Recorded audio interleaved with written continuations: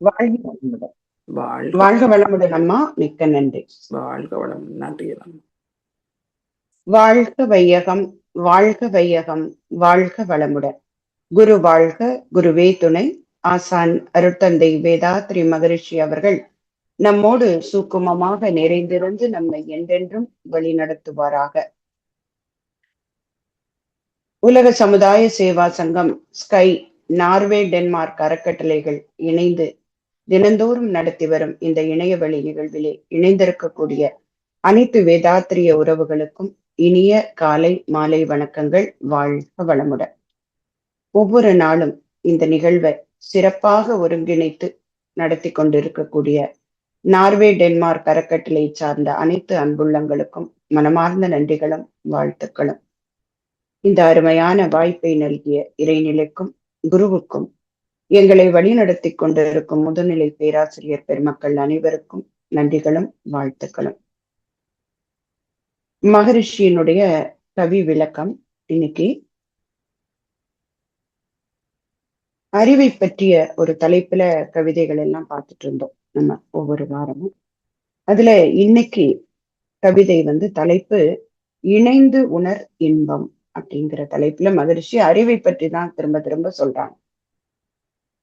ஏன்னா இந்த 6வது அறிவு படைத்த ஒரு மிகப்பெரிய உன்னதமான பிறவிதான் மனிதன், இல்லையா? 6வது அறிவு மனிதராய் பிறப்பதற்கு பெரிய மாதவம் செய்துதான் வந்திருக்கணும். அந்த அளவுக்கு இறைநிலையினுடைய ஒரு உச்சபட்ச ப்ராஜெக்ட் அப்படிதான் சொல்லணும், இல்லையா?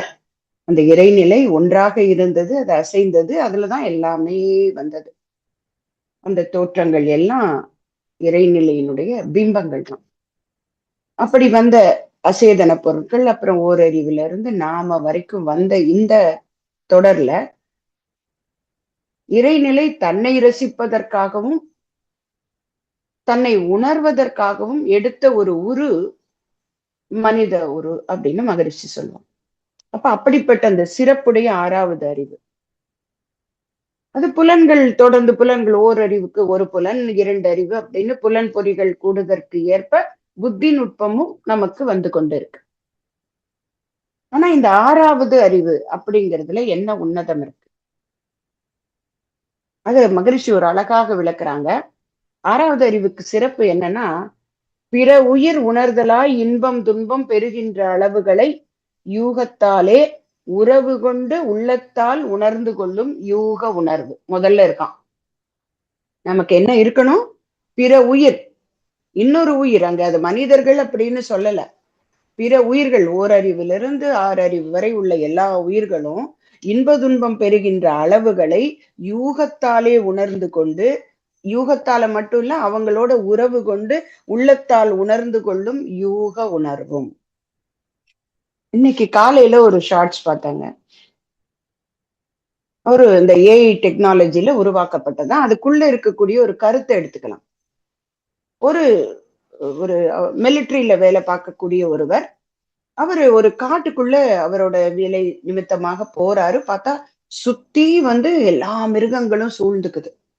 நரிகள், காட்டு மிருகங்கள் எல்லாமே வைல்ட் அனிமல்ஸ் எல்லாம் சூழ்ந்துக்கும். இவர் ஒரு பயத்துல அப்படியே மயக்கம் போட்டு விழுந்துடுறார். அப்போ எல்லா மிருகங்களும் ஒரு சத்தத்தை கொடுத்துட்டு இருக்கு, ஏன்னா இங்க ஒருத்தர் கிடைச்சிட்டாரு அப்படிங்கிற இதுல. ஏன்னா அதற்கு வேற வழி இல்லை, அதனுடைய சிற்றறிவு என்ன செய்யும், சாப்பாட்டுக்கு தேவை அப்படிங்கிற மாதிரி. அப்போ ஒரு சிங்கத்தோட கர்ஜனை கேக்குது. அந்த கர்ஜனை கேட்டோடனே எல்லாம் ஒதுங்கும் இல்லைங்களா, ராஜா வர்றார் அப்படிங்கும்போது, அதுதானே காட்டுக்கு ராஜா. அப்படி ஒதுங்கி நிக்குது. அந்த சிங்கம் வருது, வந்து இவரை பார்க்குது. பார்த்து விட்டு பக்கத்துல முகத்துக்கிட்ட தன்னோட முகத்தை கொண்டு போய் வச்சு மூச்சு அதோடு மேல பரப்பி அவரை எழுப்பிடுது. மற்ற மிருகங்கள்லாம் பார்த்துக்கிட்டே இருக்கு.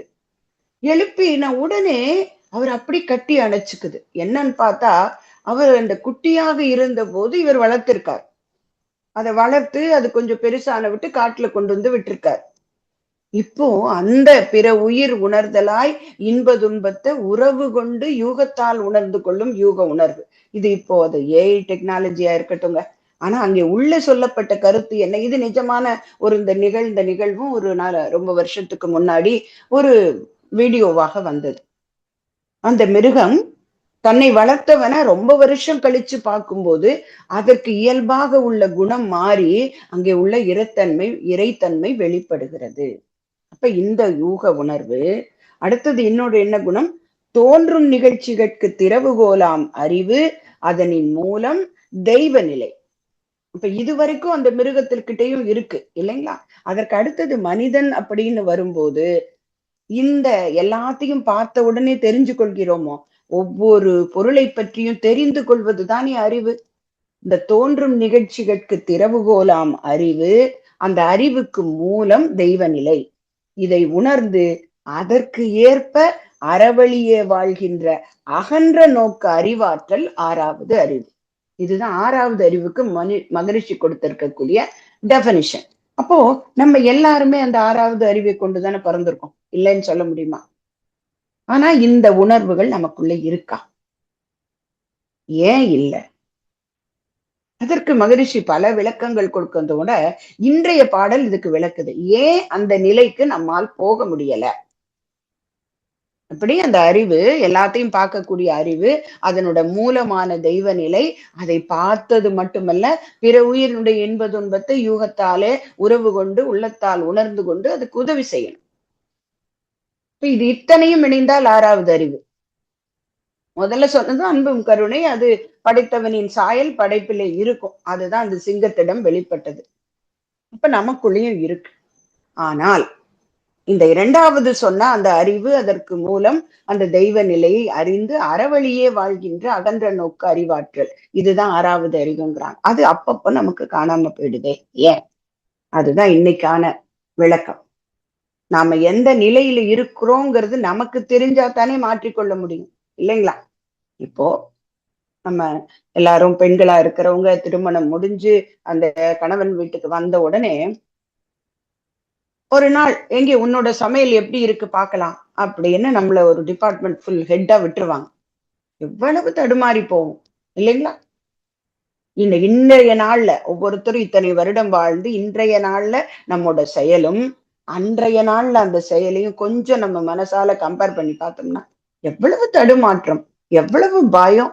ஐயோ, இங்க யாருக்கு என்ன பிடிக்குமோ, இங்க இருக்கக்கூடிய பொருள் எங்க எப்படி இருக்கோ, நம்ம அம்மா வீட்டுல எப்படி செஞ்சாலும் அம்மா அப்பா நல்லா இருக்குன்றுவாங்க.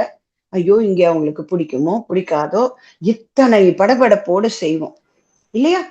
அது ஆரம்பம். கண்டிப்பா எல்லாருக்கும் இருக்கக்கூடிய அந்த படபடப்பு. ஆனா கொஞ்ச நாள் போக போக எங்க உறவு கொண்டு உள்ளத்தால் உணர்ந்து கொள்றோம் யாருக்கு என்ன பிடிக்கும், அங்க இருக்கக்கூடிய ஒவ்வொன்றையும் நாம எந்தெந்த இடத்துல வச்சிருக்காங்க, இத ஒவ்வொன்றும் அந்த ஆறாவது அறிவு புரிந்து கொண்டு அதற்கப்புறம் பாத்தீங்கன்னா முழுமையான எக்ஸ்பர்ட் ஆயிடும்.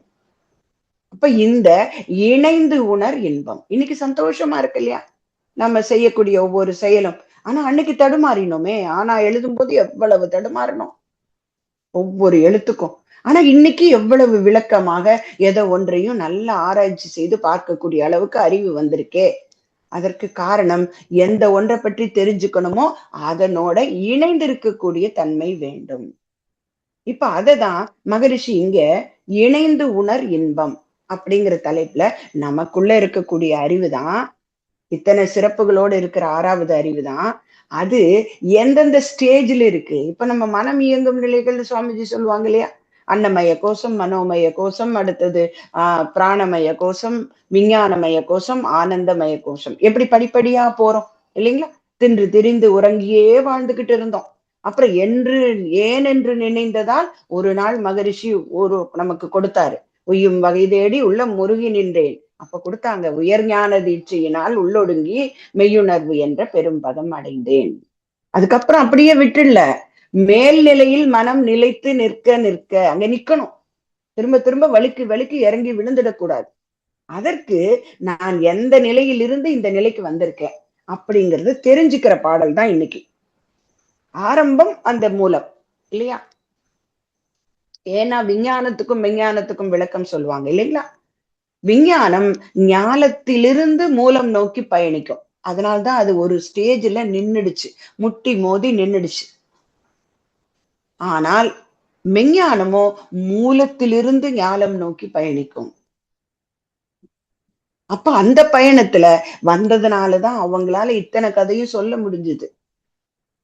மகரிஷி சொல்லுவாங்க, எப்படி அந்த ஒன்றிலிருந்து எல்லாம் வந்தது அப்படிங்கிறத உணர்ந்தவங்க ஏன் சொல்ல முடியல? கண்டவர் விண்டில, விண்டவர் கண்டில. ஏன்? அந்த காரணத்தையும் மகரிஷி சொல்றாங்க. இந்த அறிவின் ஒரு நிலைதான் அதுக்கு காரணம். ஆதி என்ற வெளியினிலே அணு எவ்வாறு அவதரித்தது என்று அறிய போனார் எல்லாம் ஆதியாம் நிலை அடைந்தார், அறிவு அங்கு ஏது. நமக்கு கூட இந்த மாதிரி ஒரு சூழல் வந்திருக்குங்க. ஒரு சில நாட்கள்ல தவம் செய்யும் போது, ஒரு சில நேரங்கள்ல விழிப்பு நிலை இல்லாத தூக்கத்துக்கு போயிருப்போம். தவம் முடிஞ்சிரும். சரிங்களா? ஓ, நம்ம தூங்கி போயிட்டோம் போல இருக்குதுன்னு தோணும். ஒரு சில நாள் பாத்தீங்கன்னா அந்த தூங்காமல் தூங்கி காணக்கூடிய சுகம் தெரியும். அவங்க சொல்றதெல்லாம் நம்மளோட மனசு கேட்கும். ஆனா இந்த மனசு அந்த ஒன்றோட இணைந்து நிற்கும். எவ்வளவு நேரம் போச்சுன்னு தெரியாது. தூங்கினா மாதிரி இருக்கும், ஆனா தூங்கி இருக்க மாட்டோம். அப்ப அந்த நேரத்துல என்ன சொன்னாங்கன்னு கேட்டா சொல்ல முடிஞ்சதா? முடியல. ஏன்னா இந்த அறிவு அதனோட மெர்ஜான விட்டு அதுவா போயிடுச்சு. அதுதான் சொல்றாங்க மகரிஷி, ஆதி என்ற வெளியினிலே அணு எவ்வாறு அவதரித்தது என்று அறிய போனார் எல்லாம் ஆதியாம் நிலை அடைந்தார், அறிவு அங்கு ஏது. அப்ப அறிவு அங்க இல்லையா? இருக்கு.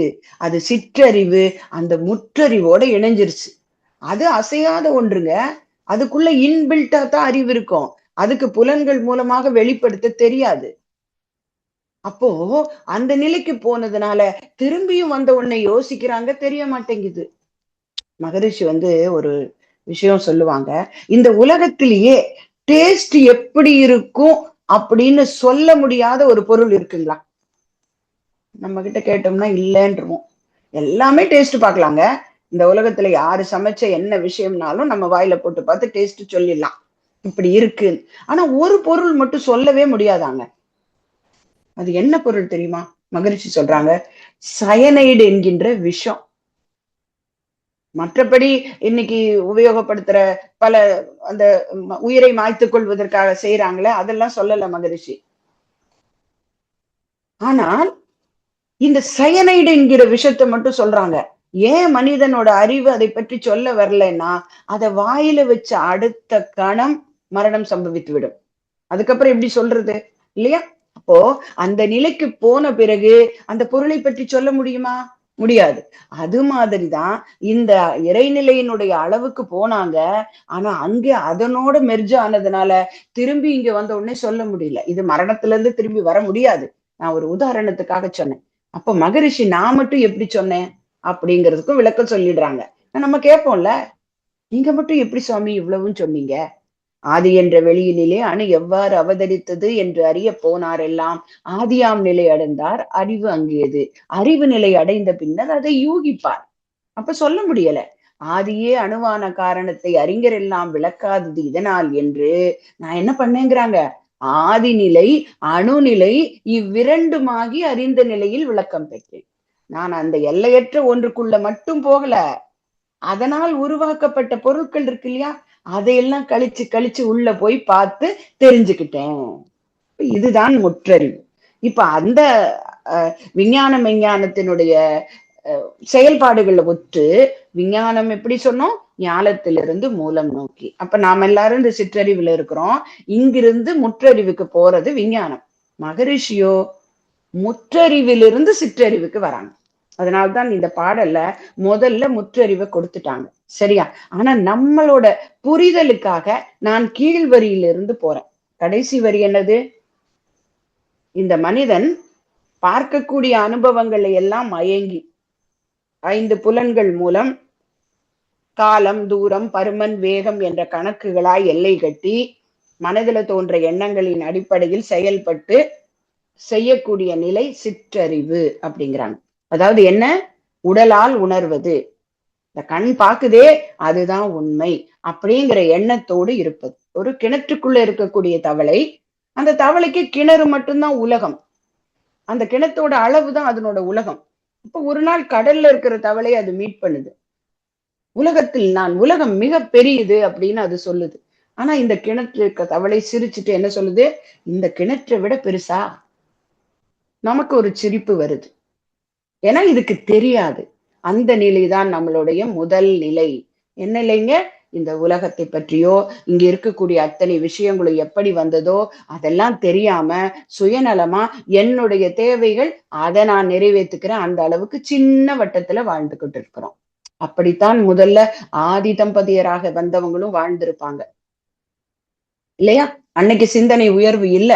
அந்த சிற்றறிவின் மூலமா அவங்களோட தேவைகளுக்கான பொருட்களை முதல்ல வாங்குறது, தெரிஞ்சுக்கிறது, உண்பது, அதுவே அவங்களுக்கு பெரிய சாதனையா இருந்தது இல்லையா?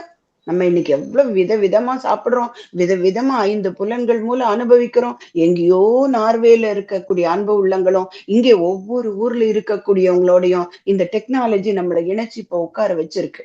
ஒரே ஒரு சுவிட்ச், அந்த வீடியோங்கிற சுவிட்சை இப்ப டச் பண்ணா போதும், எல்லாரும் எல்லாரையும் பார்க்க முடியும். குரல் மட்டும் இல்ல, பார்க்கவும் முடியும், பேச முடியும், தொட்டு உணர முடியாது. அப்போ இந்த அளவுக்கு இந்த விஞ்ஞானம் வளர்ந்து இங்க வந்து நிக்கிறது. இதற்கு ஆரம்பம் அந்த சிற்றறிவுல இருந்தவங்க தேடி தேடி தேடி கண்டுபிடிச்சு தன்னுடைய அறிவை அடுத்தடுத்த நிலைக்கு கொண்டு போனாங்க. அப்ப நம்ம அந்த நிலையில் இருக்கக்கூடியது உலகம்னு நாம நினைச்சுக்கிறோம். ஆனால் அது தவறு இல்ல, அங்கேயே தங்கிவிடக் கூடாது. அடுத்தது என்ன வருகிறது? கற்றறிவு. இப்போ மகரிஷியோட அந்த தன்மாற்ற சரித்திரத்துல சொல்லுவாங்க ஒவ்வொரு பொருளும் எப்படி வந்தது. இப்போ நம்ம இன்னைக்கு மரம், விதை, செடி எல்லாம் பாக்குறோமே, அந்த ஆதி பிறந்த மனிதனுக்கு எப்படி மரம் வந்ததுன்னு எப்படி தெரிஞ்சிருக்க முடியும் இல்லையா? ஒரு நாள் பாக்குறான், ஒரு ஒரு பறவை பறக்கிறது, அதுல இருந்து விழுந்த அந்த எச்சத்தில் இருந்த விதை மண்ணுக்குள்ள விழுகுது, அதுல இருந்து ஒரு செடி வர்றத அவன் பாக்குறான். ஓ, விதைய உள்ள போட்டா செடி வரும். அப்ப இது அடுத்த கற்று அறிவு. உடனே உள்ளுக்குள்ள போட்டுட்டு உட்கார்ந்து பார்த்துட்டே இருக்காங்க, ஆனா வரல. கொஞ்ச நாள் பொறுத்து மழை பெய்யுது, மழை பெஞ்ச உடனே வருது. இந்த கற்றறிவு இன்னும் அதிகமா வளருது. என்ன ஆகுதுங்க? ஓ, மழை வேணும், தண்ணி இருக்கணும், சூரிய வெளிச்சம் இருக்கணும், இப்படி ஒவ்வொன்றையும் தெரிந்து கொள்வது கற்றறிவு இல்லையா? அப்போ வாழ்க்கைக்கு தேவையானதை தெரிஞ்சுக்கிறது தான் முதல் படி. நம்ம ஒரு கதை பார்த்திருப்போம் இல்லைங்களா? ஒரு பெரிய பண்டிதர் படகுல போறாரு. அப்ப போகும்போது அந்த படகோட்டி கிட்ட பேசிக்கிட்டே போறாரு. அப்ப அவர்கிட்ட கேக்குறாரு, தம்பி உனக்கு மகாபாரதம் தெரியுமா? தெரியாதுங்கய்யா. ஐயோ, உன்னோட வாழ்க்கையில 30 வருஷத்தை வீணாக்கிட்டியே அப்படிங்கிற. அடுத்தது ராமாயணம் தெரியுமா? அதுவும் தெரியாதுங்கய்யா. என்னதுங்க? வாழ்க்கையில இன்னும் ஒரு 30 வருஷத்தை வீணாக்கிட்ட. மூணாவது பகவத்கீதை தெரியுமா? அதுவும் தெரியாது. ஓ, உன்னோட வாழ்நாளே போச்சுப்பா அப்படின்னு பேசாம இருக்கார். கொஞ்ச நேரம் பொறுத்து கேக்குறாரு அந்த பண்டிதரை பார்த்துட்டு, சாமி உங்களுக்கு நீச்சல் தெரியுமா? தெரியாதே. உங்க வாழ்க்கையே போக போகுதே, இப்போ படகுல ஒரு ஓட்டை, தண்ணி உள்ள வந்து கொண்டு இருக்கிறது. இது நம்ம கேட்ட கதைதான். இதுதான் கற்றறிவுக்கான ஒரு அடையாளம். என்னோட வாழ்க்கைக்கு அதுக்காக ராமாயணம் மகாபாரதம் படிக்க கூடாதுன்னு சொல்லல. எது வாழ்க்கைக்கு தேவையோ அதை முதலில் இந்த சிற்றறிவு கற்றுக்கொள்ள தொடங்குகிறது.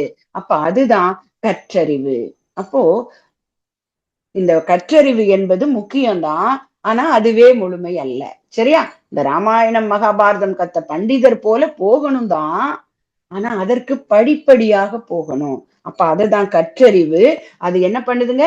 விரைவு, காலம், தூரம், பருமன், வேகம் என்ற கணக்குகளாய் எல்லை கட்டின சிற்றறிவாய் இல்லாம கொஞ்சம் 5 புலன்கள் மூலம் பறிந்தாலும் என் வாழ்க்கையுடைய தேவை, பழக்கம், சூழ்நிலைக்கு ஏற்ப நான் எனக்கு தேவையானதை கற்றுக்கொள்கின்றேன். அப்போ அந்த கற்றுக்கொண்ட பிறகு அடுத்த அறிவு நிலைக்கு போகணும். அதுதான் பற்றறிவு அப்படிங்கிறாங்க. என்னை பற்றி என்னை பிடித்துக் கொண்டிருப்பது எது? இதெல்லாம் வேணும் தான். ஆனா இதுல எல்லாம் ரொம்ப நான் இன்வால்வ் ஆயிடுறேனே இல்லையா? இன்னைக்கு கைபேசி இருக்கு, இது ரொம்ப நல்ல டெக்னாலஜி தான். ஆனா அதுலயே என்னுடைய வாழ்க்கையை முழுமையாக தொலைச்சிட்டு இன்னைக்கு பார்த்துக்கிட்டு இருக்கோம் இல்லைங்களா?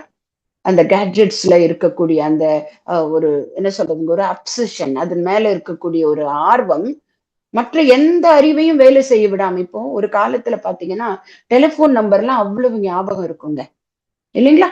இதுக்கெல்லாம் லேண்ட்லைன் நம்பர்ஸ் தான் இருக்கும், 8 நம்பர்ஸ் தான் இருக்கும். ஆனா அத்தனை நம்ம உறவுகளோட வீட்டு நம்பர் எல்லாம் நம்ம அவ்வளவு ஞாபகம் வச்சிருக்கோம். இன்னைக்கு நம்மளோட நம்பரே ஞாபகம் இல்லைங்க. நாங்க போன வாரம் ஒரு நிகழ்ச்சிக்கு போயிருந்தோம். அங்கே ஒரு சின்ன டெஸ்ட் மாதிரி வச்சாங்க. அதாவது தம்பதியராக வந்திருக்கிறவங்க கிட்ட எல்லாம் ஒரு நோட்ல கையெழுத்து போடணும். அதை போடும்போது பக்கத்துல அவங்க மனைவியோட போன் நம்பரை எழுதுங்க, நாங்க கலெக்ட் பண்றோம் அப்படின்னாங்க. நிறைய பேர் உடனே என்ன பண்ணாங்க தெரியுமாங்க, உடனே மொபைல் எடுத்து ஆன் பண்ணி பார்த்து எழுதினாங்க. நிறைய பேருக்கு இது கணவன் மனைவின்னு நான் சொல்ல வரல, இது மியூச்சுவலாக.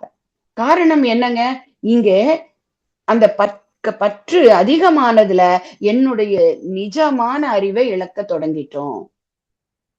அப்ப அதற்கு காரணம் இந்த பொருட்கள் மேல் இருக்கக்கூடிய பற்று, இல்லையா? அப்போ எங்கே இருக்கணுமோ அது அளவோட இருக்கணும். நம்ம ஜென் தத்துவத்துல சொல்லுவோம் இல்லைங்களா, காலி கோப்பையாக இருக்க இருக்க அதில் நிரப்பிக் கொள்ள முடியும். எனக்கு எல்லாம் தெரியுங்கிற எண்ணத்தோட இருக்கும்போது அங்கே மனத்துல எதுவுமே நிக்க விட மாட்டேங்குது. இப்ப மொபைல் இருக்கிற தைரியம் தானங்க நமக்கு, இல்லையா? அந்த மொபைல் இருக்குங்கிற தைரியம், எனக்கு தெரியும் என்கின்ற எண்ணம் எனக்குள்ள நினைவாற்றலை குறைச்சிருச்சு. அப்போ நிறைந்த மனதில் அந்த மனம் இந்த மாதிரி இருந்ததுன்னா அங்க எப்போதும் நிறைஞ்சிருக்கேன்னு நினைக்கும் போது ஞானம் புக முடியாது.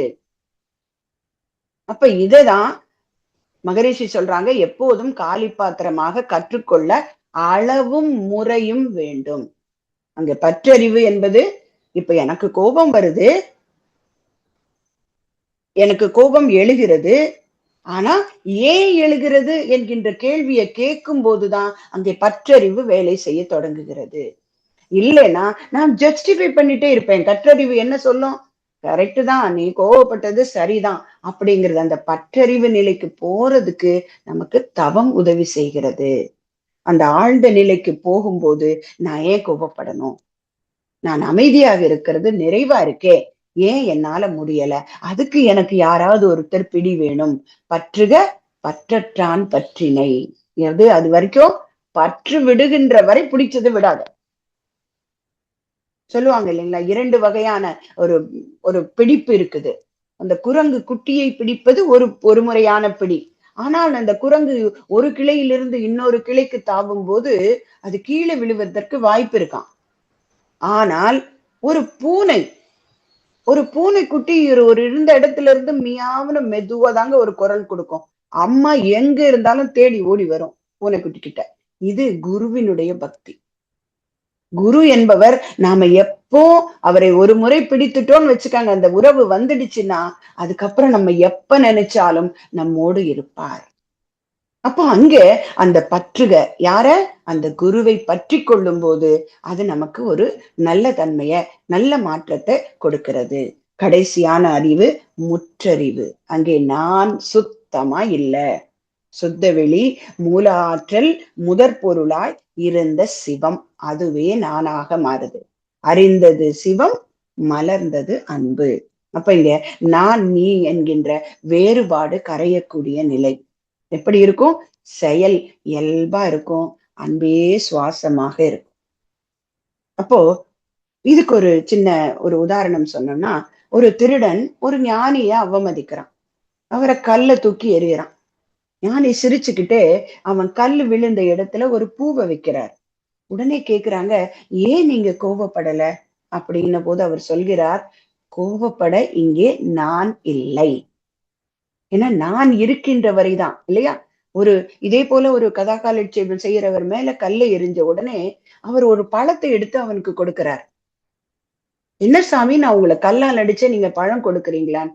எப்பா, அந்த ஓரறிவு தாவரம் அது கூட நீ கல்லால் அடிச்சா பழத்தை கொடுக்குது, நான் 6 அறிவு படித்த மனிதனாக இருக்கிறேனே, அப்போ நான் உன்னை உணரணுமா வேண்டாமா? இதுதான் முற்றறிவு.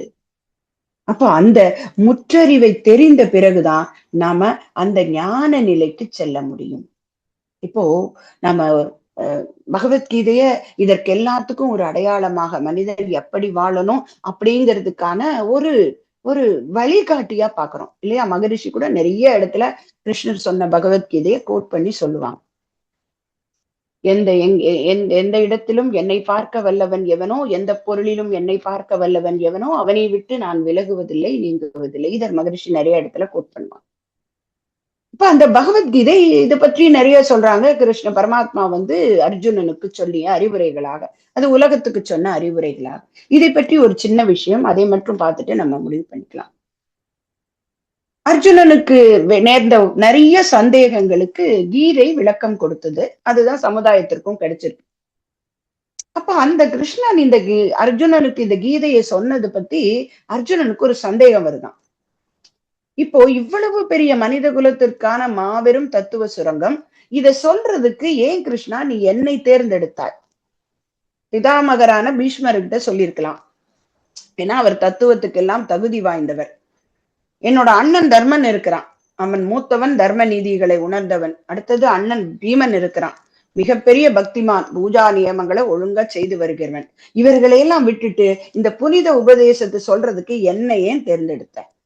உடனே கிருஷ்ணர் சொல்றார், அர்ஜுனா நீ என்னோடு நெருங்கி பழகுபவன், என் மீது தோழமை கலந்த அன்போடு இருக்கிறேன், ஏன்னா ஒரு ஃப்ரெண்ட்லியா நீ இருக்கிற, அதனால நான் உனக்கு கீதை சொல்லல. இப்ப பீஷ்மர் அறங்கள் சாஸ்திரங்கள் எல்லாம் உணர்ந்தவர் தான். சாஸ்திரங்களை உணர்றதுனால மட்டும் ஒருத்தனுக்கு சிறப்பு வந்துராது, அதை கடைபிடித்தா தான் சிறப்பு. இப்போ கௌரவர்கள் தப்பு செய்யறாங்கன்னு தெரிஞ்சும் பீஷ்மர் அவங்க பக்கம் இருந்தார். அதே சமயம் என்ன பண்ணாரு, பாண்டவர்களை தனியா பார்க்கும் போதெல்லாம் நான் தர்மம் மெல்ல உங்களை ஆசீர்வதிக்கும் அப்படின்னு சொல்றார். இது ரெட்ட வேஷம். எண்ணம் சொல் செயல் இவை ஒன்றாக யார்கிட்ட இணைந்திருக்குதோ அவன்தான் உத்தமன். அப்ப பீஷ்மர் அப்படிப்பட்டவராக இல்லை. சரி, தர்மர் கதை நீ கீதை கேட்க தகுதியானவர்னு உன்னோட எண்ணம். ஆனா அவன் நல்லவன் தான், ஆனா முன் யோசனை இல்லாதவர், தவறு செய்து விட்டு பிறகு வருந்தி கொண்டிருப்பது அவரோட இயல்பு. இவர் தர்மத்தையும் நீதியையும் கடைபிடிக்கிறாருங்கிறது உண்மைதான், ஆனால் ஒரு சில நேரத்துல தன்னோட கடமை என்னன்னு அவர் உணரல இல்லையா? சூதாடின கதை. பீமன் பார்த்தோம்னா பயங்கரமான பலசாலி தான், பக்திமான் தான், ஆனால் அவனிடம் மனோபலம் இல்ல, கோபப்படுவான் அடிக்கடி. அதனால் விளைந்த விபரீதங்கள் தான் அதிகம். சரி, நீ இவங்களை போல அல்ல, மகாவீரன், உன்கிட்ட அஸ்திர வித்தை எல்லாம் இருக்கும், இருந்தாலும் நீ முன் யோசனை உள்ளவனாக இருக்கிறாய். உன்னை விட வயதிலும் பெரியவங்களை எல்லாம் நான் கொல்லணுமா கிருஷ்ணா? இவங்க எல்லாம் என்னோட உறவினர்களாச்சே, இவங்களையெல்லாம் நீ கொல்ல சொல்றியே, இது நியாயமானு என்கிட்ட கேட்ட. ஏன்னா இந்த யுத்தமும் உழப்பும் வேண்டான்னு நீ யோசிச்ச. அத்தனை பேரையும் கொன்னு அரசாட்சி வர்றதுல எனக்கு பெருமையே இருக்க முடியாது, அதனால நான் பிச்சை எடுத்து வாழ்றதுக்கும் தயாரா இருக்கேன்னு என்கிட்ட சொல்ற. அப்ப நீ பதவி வெறியன் அல்ல. பழைய விரோதங்களுக்கு பழிவாங்கம் என்று நினைத்திருந்த போதும் நீ களத்துல நேரடியா அவங்க நிக்கும் போது அவங்கள மன்னிச்சுட்டு போரே வேண்டாம்னு எண்ணுகிற உள்ளம் உங்ககிட்ட இருக்கு. நீதி எது அநீதி எதுன்னு சிந்திக்க கூடிய நீ எந்த தருணத்திலும் அப்படித்தான் இருந்திருக்க. அப்ப இந்த புனிதமான கடமையை உணர்ந்தவனுக்குத்தான் இந்த இறை உபதேசத்தை கேட்கறதுக்கான ஒரு தகுதி இருக்கிறது, அதனால்தான் உங்ககிட்ட சொன்னேன் அப்படின்னு சொன்னதாக ஒரு விஷயம் படிச்சேன். அப்ப இங்கே தகுதி எது? சிற்றறிவா, கற்றறிவா, பற்றறிவா? இல்லை இல்லை, முற்றறிவு. ஏன்னா அவன் எல்லாத்தையும் ஒன்னா பாக்குறான். எனக்கு தப்பு செஞ்சவங்க தான், ஆனாலும் நான் ஏன் அவங்கள அழிக்கணும்? இன்னல் செய்வோர் எதிரிகளா போர் எவரேனும் இருந்தால் அவங்களும் வாழணும்னு நினைக்கிற பக்குவம் வேணும். பிற உயிர் உணர்தலாய் துன்பம் உணவுகளை உள்ளத்தால் உணர்ந்து கொண்டு அதை தீர்க்கக்கூடிய 6வது அறிவு. அப்ப இதுதான் முற்றறிவு. இந்த நிலையில எப்போதும் வாழ்ந்தா அவங்கள மகான்னு சொல்லிடுறோம். ஆனா எப்பவாவது வாழ்ந்துகிட்டு இருக்கோம், அப்போ அந்த வழியில போக முயற்சி செய்து கொண்டிருக்கிறோம், அவ்வளவுதான். அதனோட ஸ்பேனை இன்க்ரீஸ் பண்றதுதான் நம்மளோட வாழ்க்கையின் நோக்கம். எத்தனை நேரம் அந்த முழுமை பேறு நிலையில இருக்கிறோம், உள்ளும் புறமுமாக. உள்ள நினைச்சுக்கிட்டு வெளியே இருக்கிறது இல்ல, இரட்டை வேடம் அல்ல, உள்ளும் புறமுமாக. அதுக்குதான் ஒரு பாடல்ல சொன்னாங்க இல்லைங்க, வாய் வேதம், கை நீதி, விழி அன்பு, மொழி கருணை. இதுதான் அந்த முற்றறிவை உணர்ந்த நிலை. அந்த நிலையில நாம வாழறதுக்கு வேதாத்திரியத்தை தவிர வேறு வழி இல்லை. பற்றுவோம் குருவின் பாதத்தை, பயிற்சிகளை முறையாக செய்வோம், இந்த நிலைக்கு கொஞ்சம் கொஞ்சமாக உயர்வோம் என்று கூறி நல்லதொரு வாய்ப்புக்கு நன்றி பாராட்டி அமைகிறேன். நன்றி. வாழ்க வளமுடன்.